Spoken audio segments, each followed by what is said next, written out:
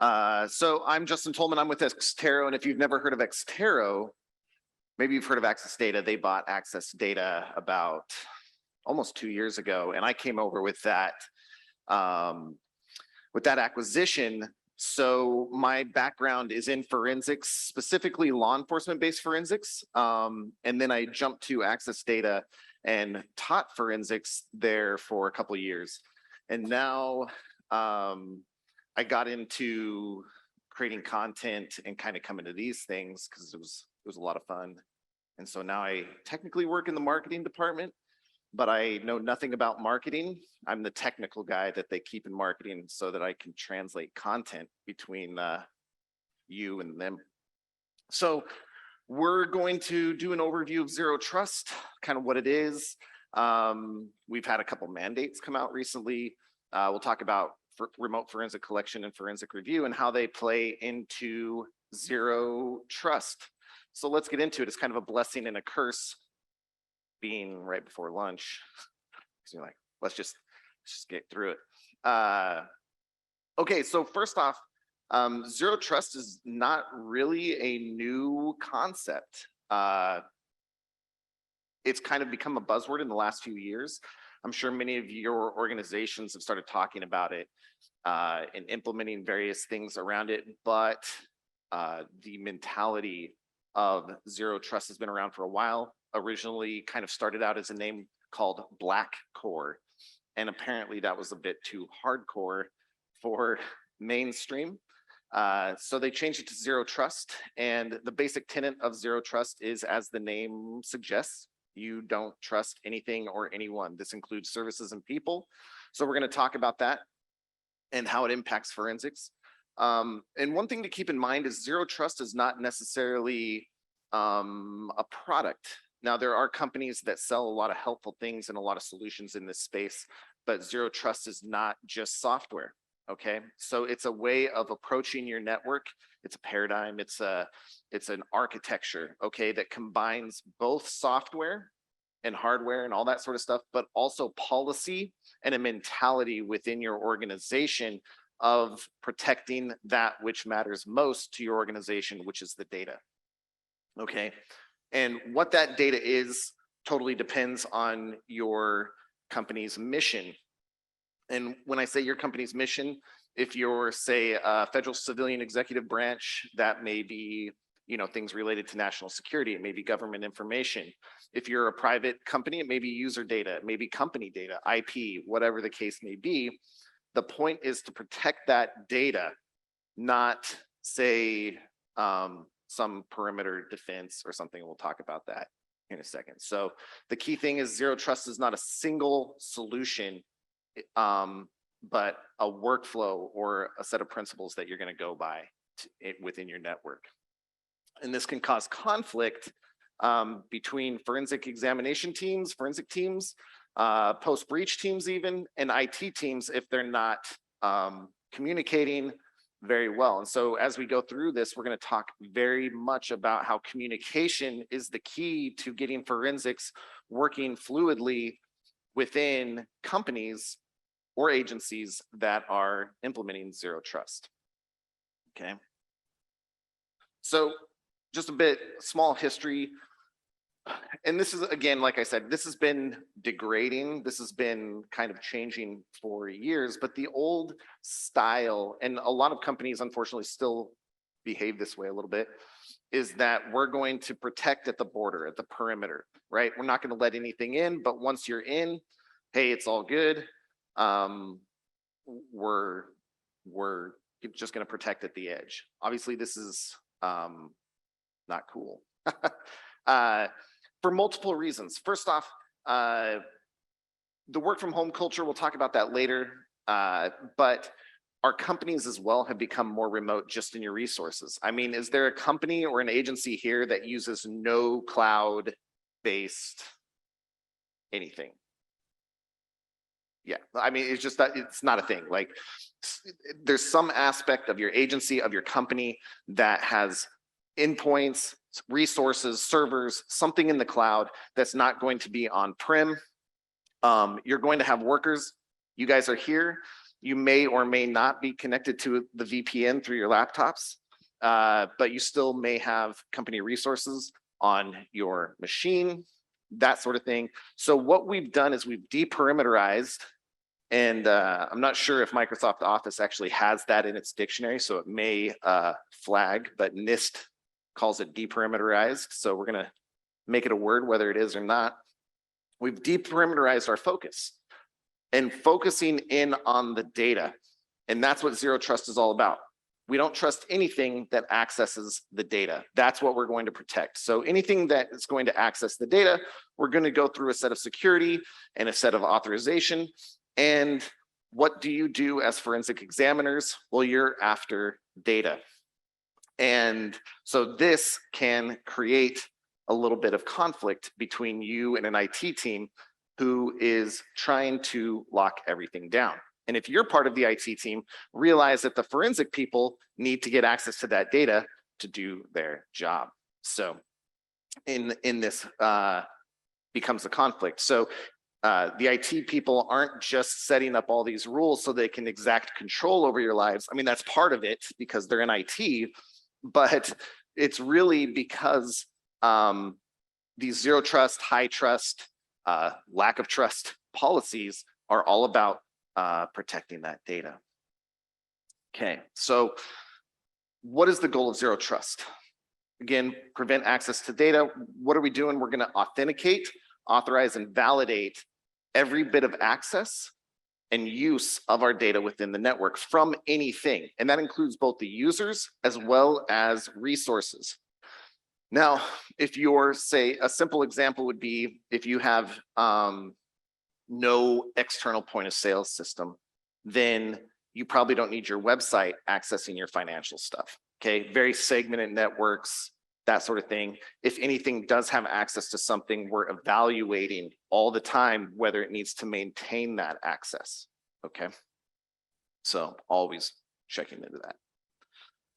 So recently, and especially if you work for a government agency, FCEB, a federal civilian executive branch agency, and then some of this actually extends to some of the third-party contractors that are also working with those FCEB agencies, okay?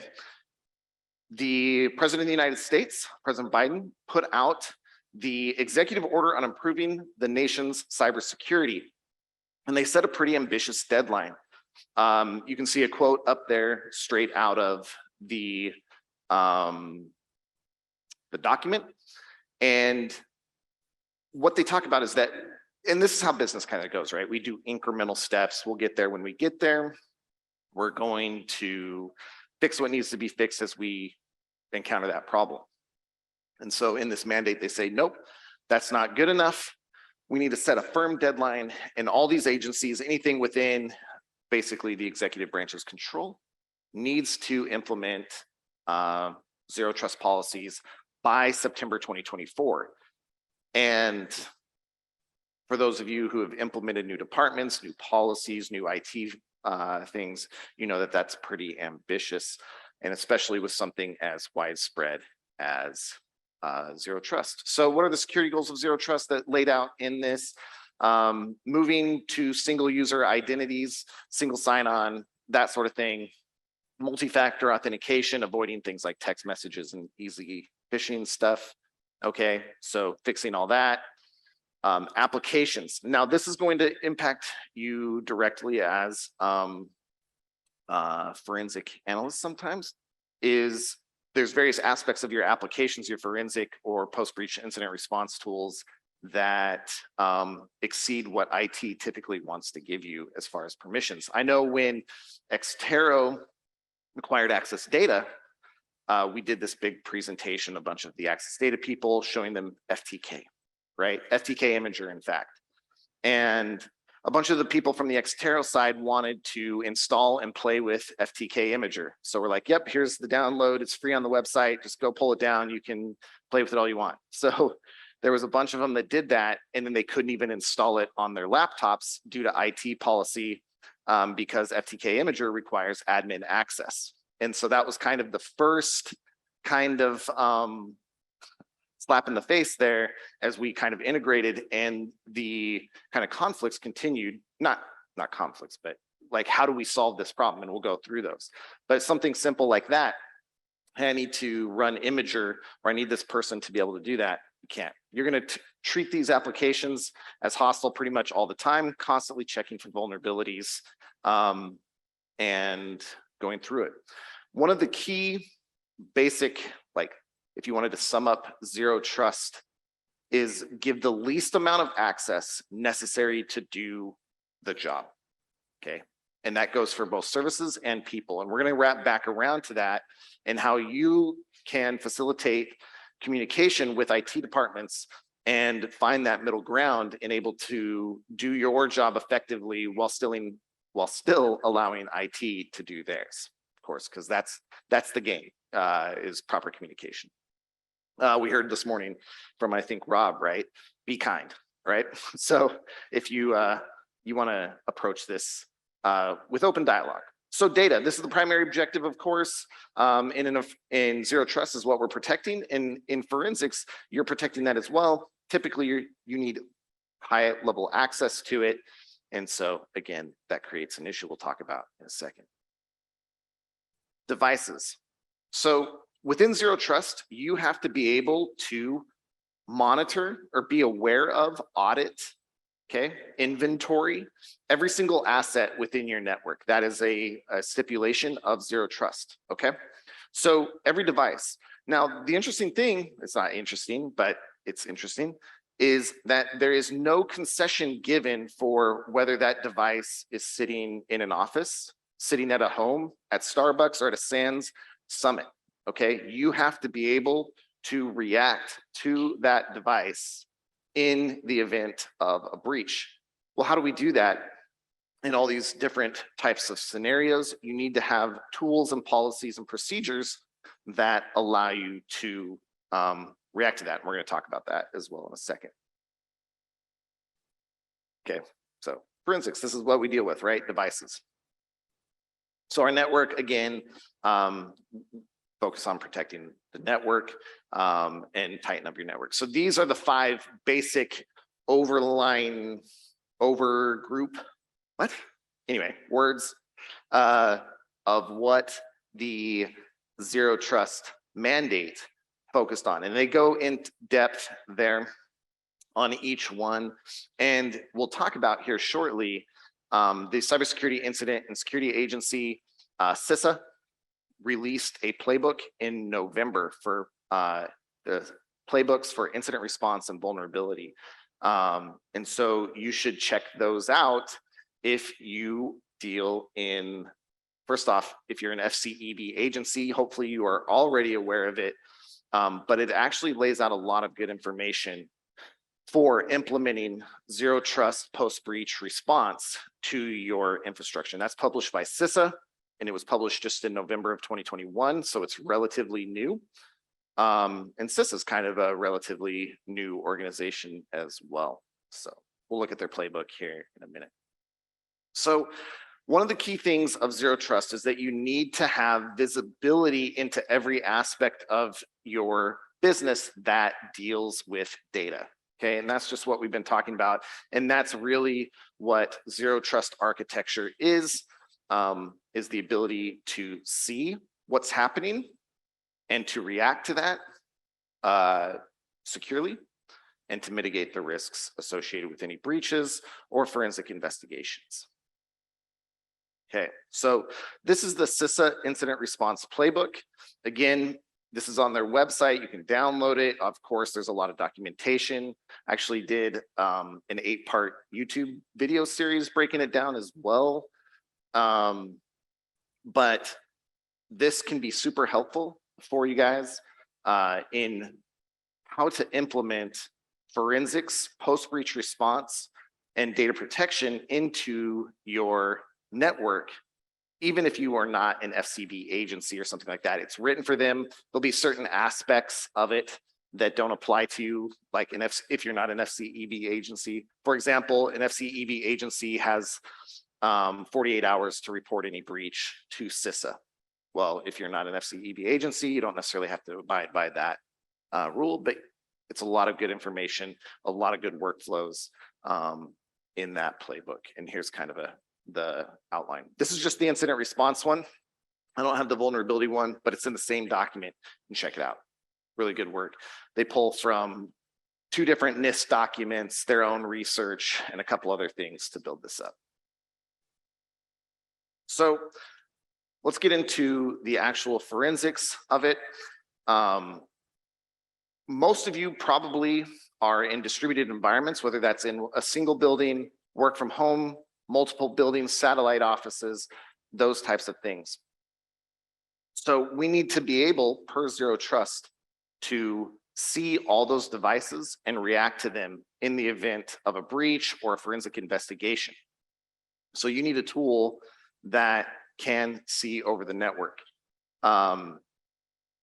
There's a bunch of tools out there. Obviously, I work for Xterra, but your tool needs to be able to reach out and access that box, pull images, remediate. We'll talk about remediation here in a second.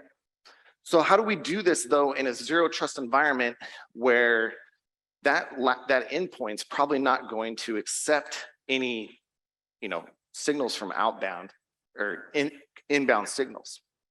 Well, what you want to do is have something that you can work with IT again and install an agent. So again, just with the example of FTK Enterprise, again, there's whatever tool you use, you want to pre-install your agent. Work with your IT teams to get your agent in the gold image, okay? The agent is the same, so they can validate it and then just roll it out with each one. And you can set up your connections after the fact. And this will make IT happy because you've worked with them, okay? And this makes you effective because now you can connect through that. They've whitelisted your traffic and you can now communicate with that. Your agent's communication is encrypted, which also satisfies the network requirement to keep all data secure across the wire. And the cool thing about this is you don't have to go anywhere. You can do the forensics from your desk and reach out through the network. It's important to be able to react in these situations. So what is it that your forensic investigation wants to do? First off, these agents are installed typically as admin access, which has a dual effect of one, giving you all the keys to their laptop. Again, you're gonna have to communicate with your IT department if you have a segregated kind of IT forensics setup. And then the other thing that's cool about that is in a Zero Trust environment, nobody has admin access typically on their box, which is a hassle for forensics as well. But they can't mess with your agent. I can't even delete shortcuts off my desktop on my company laptop, which for me, I keep a very sterile desktop on my personal stuff. And so it drives me nuts. I filed a ticket with IT to have them delete it. They said no. And super sad. So I made them as small as they would go. But anyway, that's my personal battle right now. So we need to be able to access that image or access that computer to be able to maybe image it. We're probably not going to do that in a breach response. Speed is key. We need to react. We need to determine what's going on. So maybe we need to pull memory. We need to pull files, whatever the case may be. Maybe we want to remediate. We want to shut down the computer. We want to delete some files, kill some services, whatever the case may be. We don't have to worry about going out to that box. We can increase our speed securely through Zero Trust because we've worked with our IT. We have encrypted traffic and our agent was pre-installed within the gold image, or it could be deployed if that's what you work out with IT to the box, and we can react the way that we need to prevent the spread of the breach through our network, or to just pull files and do our forensic examination if that's what we are doing as well. So very important there. And again, we need to be able to handle our cloud repositories as well. So your forensic solution will need to be able to pull from your various SaaS connectors, SaaS sources. I'm sure many of you use Google Drive or Box or Office or whatever the case may be. There's many out there. Remember that Zero Trust says you need to have access to all your data all the time. So make sure you're getting that as well. Now, COVID kind of accelerated this, but the work from home and travel concept definitely was around for a long time before that. Joined Access Data back in 2015 or something, and they were a work from home culture back then. So when COVID hit, I mean, a lot of things changed, of course, but as far as my work schedule, my commute was the same. Every now and then my daughters will like crowd the stairwell and I am delayed 5 seconds, but you know, traffic jams. But Zero Trust had, and COVID kind of accelerated this whole thing of, hey, everybody's kind of going home, but you still need to be able to manage that. So you need a solution that can reach out and still read these things remote, whether they're on or off the network. Okay, and when I say off the network, I don't mean not connected to the internet. If they're not connected to the internet, you can't communicate. But what I mean is they're not connected to like the VPN or something like that. Okay, you want an agent that can communicate back. But wait a minute, here we have another inbound communication, and Zero Trust is very much not about inbound communication from outside of your network. There's various solutions out there that can help you. I'm just going to name one, but it's because it's the only one I know right off the top of my head. But like Zscaler is a company that facilitates these type of Zero Trust back communication. They help tunnel and secure those communications to make it so that you are still in compliance as you do these things. But remember, this is important because Zero Trust makes no concession for where your resources are. Okay, you can't say, well, there was a breach and all of our stuff was stolen or damaged or lost or whatever, but you know, they were at Starbucks and that's why we didn't do anything. Nope, you still have to be able to react to those situations. You still need to be able to reach out across to anything. And this can, of course, create a hassle for forensic professionals if your agency, your company, your department doesn't have that ability to reach out across the network and mitigate those risks on remote devices. And of course, when they're not connected to the VPN, how are you going to address that as well? So one thing I want to talk about, there's actually 2 articles. I think I referenced one, but it's actually been updated. So this says 600,000 short if cybersecurity professionals. Many of you probably feel this as you may have openings or you may feel overworked or something. And that in this article said it's only going to grow. There's already been another article. So that was March 2022. There's already been another article that has upgraded this another 150,000 short in the cybersecurity space, in which I would include forensics in that. We're always looking for new people, and I don't think we can hire our way into compliance. I don't think we can hire our way into effective coverage. That's not to say we're not going to hire. We're all still necessary. The thing is here, we're short. How do we bridge that gap? Well, within your environment, automation plays big into filling this gap and also allowing you to configure forensics and post-breach response in a way that is compliant with Zero Trust, because you can literally program it to do certain things at certain times and you can change that. And so, maintaining the right amount of access necessary to do the job. So the cool thing about automation is you can integrate your forensics with your SOAR and SIEM perimeter solutions, whatever those may be, through APIs or whatever.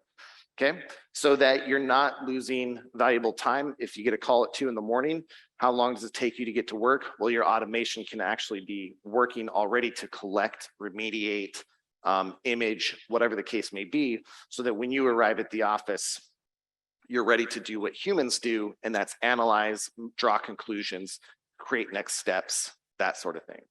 Okay. Now, the The trick here, like I said, is communication with your IT departments. And so the minimum amount of access necessary to do the job. And this is where, when I talk to people at various conferences, whatever, about zero trust and forensics, they always come back and they're like, hey, our IT department, they don't want us to be able to do this. One of the things is to be able to communicate remotely with endpoints. And they say that that's not in compliance with zero trust. So we talk about this minimum level. And so the key thing when talking to IT is to talk kind of in their language and business language. And you need to establish your business case for why this type of access, why you need to be able to forensically respond in these ways, why you need to have access at these levels, and present the business case or the mission critical, if you're more of an agency type, of your workflow. Because that is what zero trust isn't about, saying, hey, because we could be totally secure if we just, listen, nobody has access to the data. We're just going to cut it off. We're going to put it in a vault, and you don't have access. You can't do anything. Of course, your business would go out. You'd have other bigger problems, but you'd be secure. That's for sure. So the key thing here is to present the business case. Okay, you've got to talk like the IT man, and to kind of soften them up and get them in. But this is not, even that's not going to be easy. But the point is, you lay out why it's mission critical, why the business case of securing your network, and what type of access you have. And also, one thing as people come and talk to me is hopefully laying out the issues of what would happen if they don't have that, hopefully before it does happen. That's always the trick, is implementing before you learn, through the school of hard knocks. So once we get this data, what are some of the blockers that we have for reviewing the data? And this is something that we come across a lot when talking to people, is forensic tools typically require an installation. Okay, that's most software. I can't install anything on my company laptop. I have to file a ticket. That's fun. So creates an issue right off. Most forensic tools require administrative access. Well, again, admin access is almost like the one thing like that is never given out. If you're IT or forensics, you may have admin access on certain boxes, but maybe not on others. So for me, I have the company laptop, I can't delete shortcuts off my desktop. And then I have a group of other laptops that I have, forensic tools on, admin access. But the trick is, it does create some hassle, is I can't connect to like our company Google Drive with those. So, I can't get my images without downloading them on my company box, throwing them on a removable drive, which I had to fight to get removable drive access for, which I think is on the list. Yep, next one on the list, and then transfer it over. So your workflows may not be as optimized as they could be, but again, remember, we're trying to protect our data. So forensic workflows may be required to transfer data between departments. This was more, something that I experienced all the time in my law enforcement career, actually. I'll be honest, we weren't really operating in a zero trust environment due to the forensic nature of it. But how many times do you have where you're going to collect a bunch of data from a machine? You're a forensic expert, you're a post-breach incident response expert, you're a cybersecurity expert. How many of you are also accountants? Maybe some of you. I don't know anything about accounting other than to make sure I'm bringing in more money than I'm spending. So we would send data over to our forensic accountants. Well, how are you going to do that in a zero trust environment? Did your IT department give them access to that? Well, okay, now how do we work through that? We'll talk about that. And then of course, reviewers may change between cases. I need accounting this time, I need personnel next time, HR, whatever. So constantly managing user access can become an issue. So some of the ways that you can get around it, regardless of what tools or solutions that you're using, is to move, at least in the review, maybe not analysis, but at least in review, to a cloud-based solution or a browser-based solution.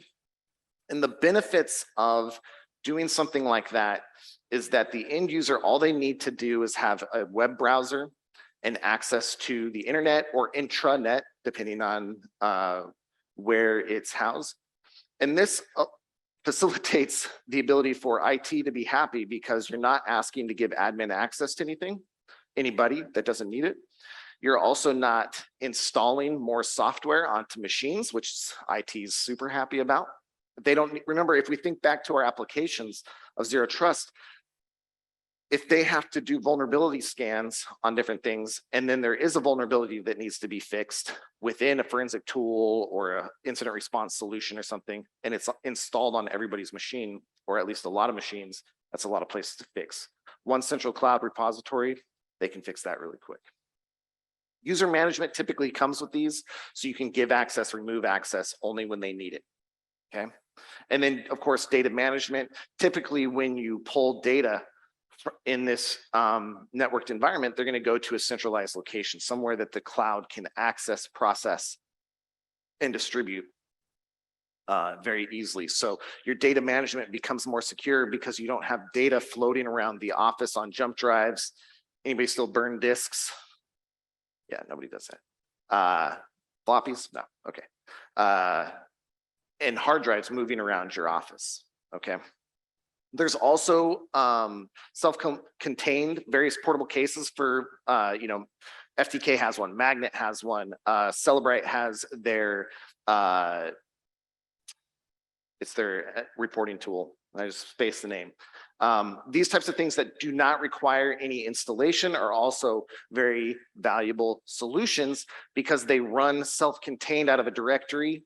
The kind of the downside to these, but they're still good, is either you're going to have to do a jump drive, they may not have access, or you can share it through your company cloud repository to facilitate that review.